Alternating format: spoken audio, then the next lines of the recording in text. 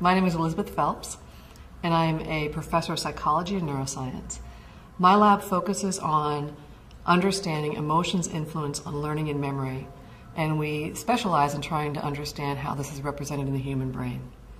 So what I'm going to talk to you about today is our studies looking at emotion and memory, particularly as it relates to memory for the 9/11 attacks. So immediately after the 9/11 attack, we had the idea to study this event in terms of its consequences for memory.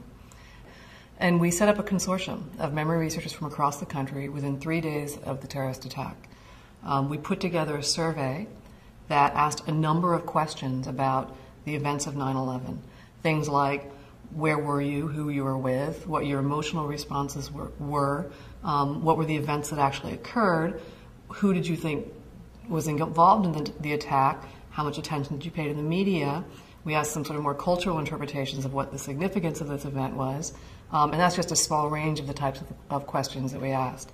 And we gave this survey to about 1,500 people across the country the week after the terrorist attack, and about 600 of them were from New York City.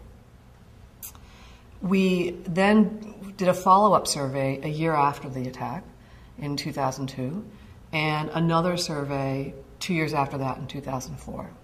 So when we looked at the data, what we found, somewhat to our surprise, was that not everybody reported that their memories for 9/11 were much more vivid and detailed or retrieved with a greater sense of reliving. Only about half the subjects reported a greater sense of reliving when coming up with 9/11 memories. This was the first study ever that showed something about what the brain is doing when you're coming up with memories for these types of events. So now we can take this and put this into the bigger picture of what we know about memories for these types of events